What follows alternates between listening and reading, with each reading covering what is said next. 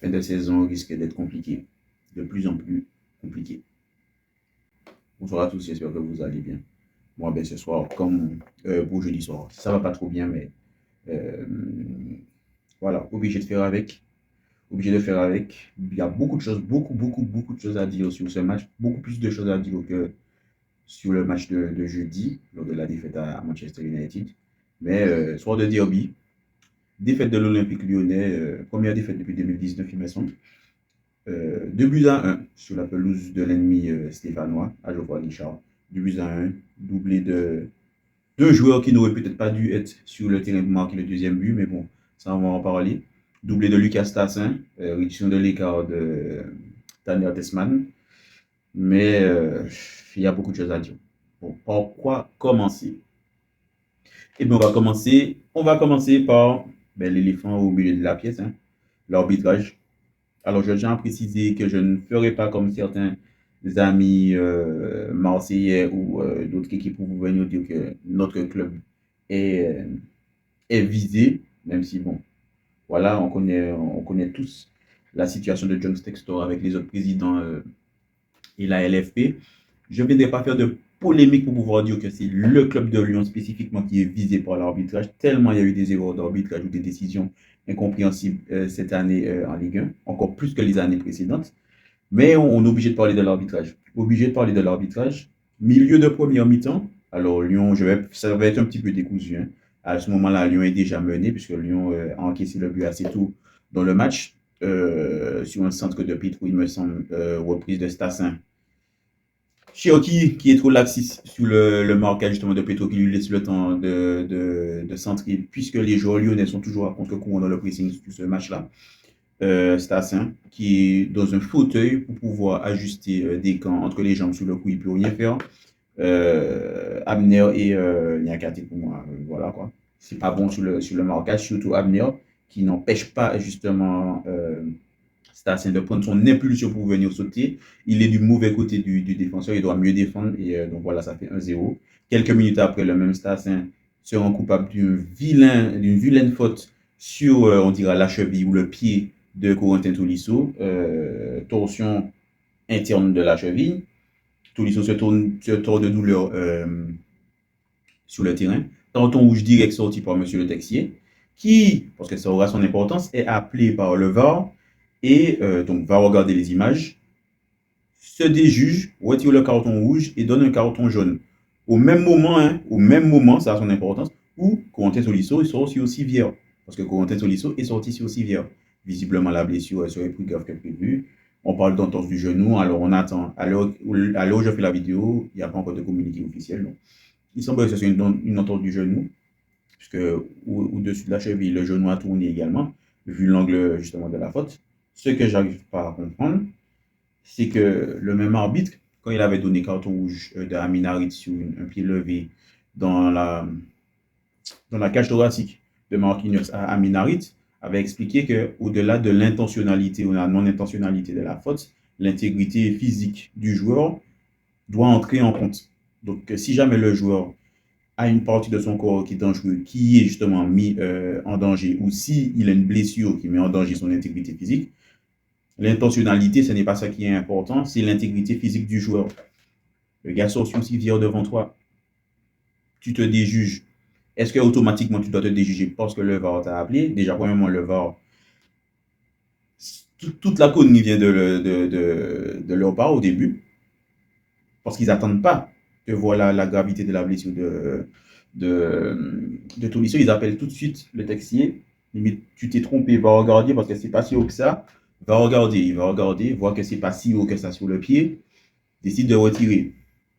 On est obligé de faire avec. Donc Stassin n'est pas expulsé. Le même Stassin qui, en deuxième mi-temps, nous crucifiera le deuxième but.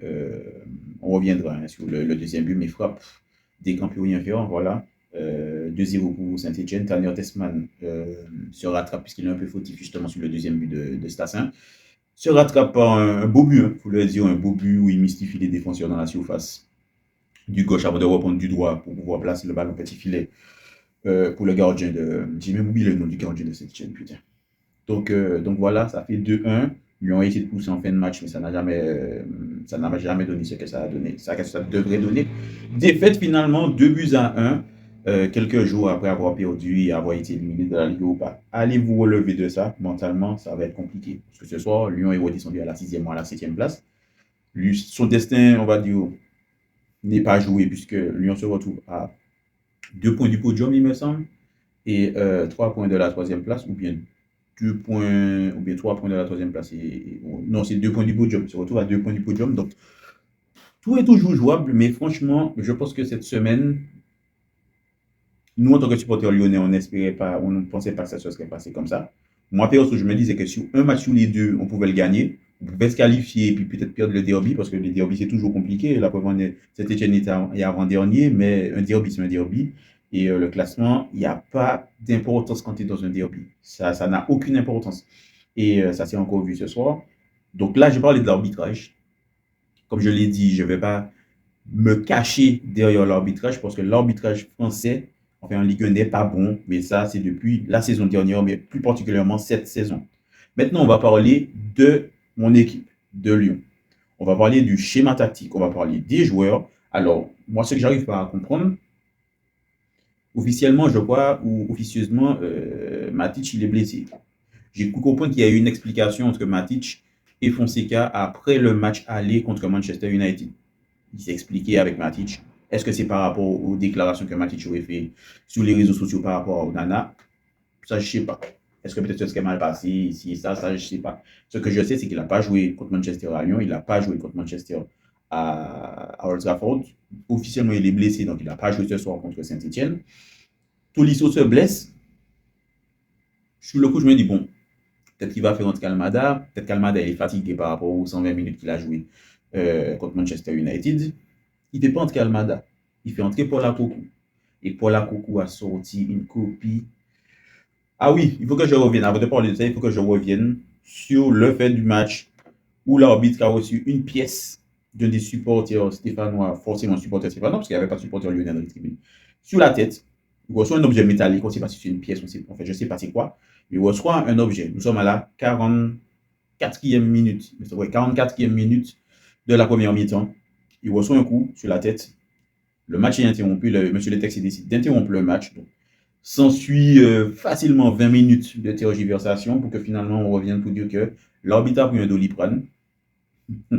Bref, ça c'est votre part. Mais l'arbitre a pris un Doliprane, il va mieux, donc il est pour reprendre le jeu. Pas de l'arbitre assistant, il est pour reprendre le jeu. Donc, le jeu reprend. Non pas que j'avais envie que le match s'arrête. Moi, perso, j'ai pas envie d'avoir de match en retard. J'ai envie que Lyon joue ses matchs et puis que bon, on passe à autre chose, voir ce que ça va donner. Donc, le match reprend. C'est un petit peu bizarre parce qu'il me semblait que quand il y avait une situation comme ça par rapport à la jurisprudence d'avant, le match devait être interrompu, peut-être rejoué après avec une sanction pour le club qui reçoit. Ça n'a pas été le cas. Anyway, donc le match reprend. Comme je disais, donc, dans la mi-temps, Paul Akoko fait une entrée dégueulasse. Il entre, il remplace Tolisso, mais il est dégueulasse. Il est vraiment dégueulasse. C'est pas lui rendre service de le faire entrer dans un match comme ça. Ça avait déjà été bien contre Manchester United au match aller à Lyon. C'était pas bon contre Manchester United au match retour. Alors le faire entrer dans un scénario compliqué pour Lyon parce que Lyon est déjà en train de perdre. Tous ses choix ont été mauvais. De sa première intervention, il se loupe et ça amène peut-être un 2-0 pour Saint-Etienne jusqu'au choix dans ses passes, dans les intervalles qu'il n'a jamais trouvé. Ses interventions, il a toujours été à contre-courant. Ça ne se... Franchement, on va récupérer un joueur mentalement comme ça qui n'a pas joué de toute la saison. Tu le fais entrer en milieu de mi-temps, tu le fais sortir à la mi-temps, tu le remplaces par Amada, tu changes le schéma tactique. Et là, ça va un petit peu mieux. Ça va un petit peu mieux. Mais dans la globalité, on a senti des Lyonnais nerveux. J'ai senti Lacazette nerveux. J'ai senti Cherki nerveux. Tolisso aussi était un peu nerveux. En fait, les joueurs étaient nerveux. Ils s'agaçaient quand un coéquipier à eux loupait une passe. Donc, l'union sacrée, depuis après la défaite contre United, je pense que ça a laissé des traces. Et le groupe ne vit plus aussi bien qu'on voudrait nous faire penser. Du moins, ce que j'ai vu sur le match ce soir. Parce que ça a été très compliqué. Vraiment, Saint-Etienne a fait son derby. Hein. Saint-Etienne a fait son derby, mais Fonseca, c'est pas bon. c'est pas bon. J'ai l'impression de voir un entraîneur frileux. Alors, c'est pas lui qui est sur le bord du terrain, mais c'est lui qui est en tribune qui voit certaines choses. Donc, c'est lui qui prend les décisions. C'est pas bon. Déjà qu'avec Manchester United, on voit que c'est un entraîneur qui s'adapte, justement, quand c'est une grosse équipe, il s'adapte, il n'impose pas peut-être son style de jeu ou il fait pas avec les forces de son équipe. C'était déjà pas bon à Old Trafford. Là, c'était pas bon. Parce qu'on en parle de Veretout, qui dès la 20e minute crachait déjà les poumons.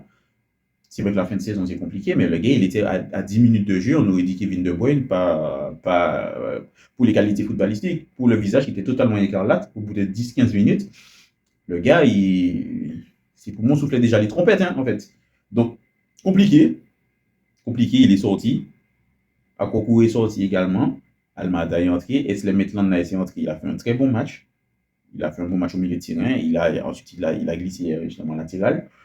Il a fait un très bon match. Qu'est-ce que je peux retenir sur ce match-là? C'est que Cherki, j'ai vu qu'en interview, la Gazette disait que Cherki, sur le terrain et dans la vie de tous les jours, c'est quelqu'un d'un peu particulier, d'un peu différent. Moi, je pense que on l'a comparé à Ozil. Alors, je ne parle pas des qualités footballistiques, même s'il a des bonnes qualités footballistiques. Mais je pense que c'est le genre de joueur qui, des fois, on ne sait pas ce qui se passe dans leur tête. Des fois, les artistes, les solistes et tout ce que tout ce que vous voulez, les artistes, des fois, on ne sait pas ce qui se passe dans leur tête. Des fois, ils sont incompris. Est-ce qu'eux-mêmes savent ce qui se passe dans leur tête? Mais je ne sais pas. Je le sentais contrarié, énervé, retombé dans ses travers du début de saison et de la saison passée. C'était pas bon. Il était totalement hors sujet ce soir. Je trouvais la casette esselée. Mikota dit encore plus esselée. Même si, quand il y a eu la petite interruption pour que le match puisse reprendre, c'est-à-dire 4 minutes de temps additionnel avant la mi-temps, il a fait de bonnes choses. Mais je sais pas, il y a quelque chose qui cloche. Et je trouve que Fonseca, pour moi, ce qui stigmatise et qui, comment je pourrais dire ça, matérialise la frilosité de Fonseca, c'est de pas avoir fait entrer Almada à la place de Ako au début. Parce que sur le coup, je me dis peut-être qu'Almada est fatigué, mais vu la deuxième mi-temps que Almada sort, ben non, en fait. Non, frère, tu t'es trompé. Tu t'es trompé. Même sur le fait de mettre Mikotadze et la casette ensemble, non. Moi, j'aurais plutôt vu Fofana sur le côté et un Mikotadze en pointant à la casette. Tu fais un choix et tu changes l'un pour pouvoir mettre l'autre à la place, peut-être d'un Fofana s'il est trop fatigué en seconde mi-temps. Mais non. Non, je pense que Lyon n'a pas commencé dans la meilleure configuration au début de match. Il n'a pas commencé avec les meilleurs joueurs. Et je sais pas, encore une fois, peut-être frilosité de l'entraîneur. Je sais pas, mais la compo, voilà, j'ai pas kiffé. J'ai vraiment pas kiffé. Donc, je vais pas me cacher derrière l'arbitrage. Si les gens ont regardé le match, les gens ont vu que Saint-Etienne avait plus d'envie que Lyon. Saint-Etienne, c'est vrai, n'a pas fait 120 minutes dans la semaine, mais avait plus d'envie, était plus déterminé à remporter le derby. Et ça s'est vu dans tous les comportements du jeu. Donc voilà, rien à dire sur ça. Les gars nous ont gagné. Bien joué à eux. J'espère que vous allez vous en sortir parce que voilà quoi. Moi je préfère voir un ennemi en Ligue 1 et puis on va s'affronter plutôt que le voir végéter en Ligue 2 quoi. Le derby c'est quelque chose d'important, c'est un match important et si jamais ils sont en Ligue 2, ben, il n'y aura pas de derby donc voilà. Voyons voir ce qui va se passer pour le reste de la saison. J'ai même oublié contre qui Lyon joue le week-end prochain, mais c'est contre Rennes. Rennes qui a recommencé à se refaire la cerise. Tous nos adversaires, c'est-à-dire tous nos concurrents directs ont gagné. Lille a gagné. Monaco a fait match nul avec Strasbourg, mais bon, Strasbourg reste collé à nous puisqu'ils sont à égalité de points avec nous. Nice a gagné. Marseille a gagné. Donc voilà. Ça sentait déjà pas bon dès le début de la journée d'hier, mais bon, on y a cru jusqu'au bout. Maintenant, aller récupérer les joueurs mentalement en ayant perdu l'un de nos meilleurs joueurs parce qu'on a perdu tout ça. Je pense que pour les 4 matchs qui restent, il ne reviendra jamais. Petite entorse ou grosse entorse du genou, il ne reviendra pas. On a bien vu que Malik Fofana avec une petite entorse du genou est revenu un mois après. Donc, Tolisso qui est un petit peu fragile sur les blessures l'avait épargné cette saison. Je pense qu'on l'a perdu pour la fin de la saison. Donc, il va rejoindre Ernest Miama à l'infirmerie. D'une saison qui est longue, mentalement, physiquement également.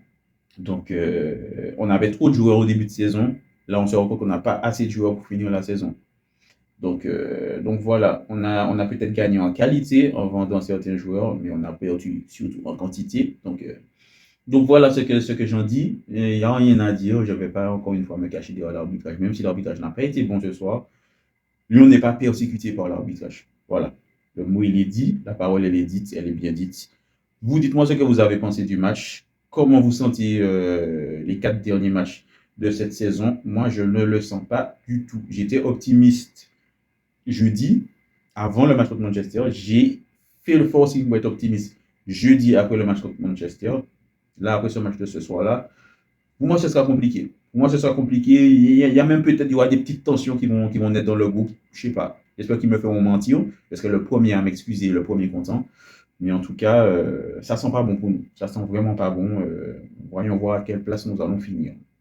C'est tout ce que j'avais à dire sur ce match. Vous dites-moi ce que vous en avez pensé et n'hésitez pas à vous abonner sur ma chaîne si vous aimez le contenu, si aussi vous êtes supporter de l'Olympique Lyonnais ou si tout court vous êtes un aficionados, excusez-moi, du football. Passez une bonne soirée. À la prochaine.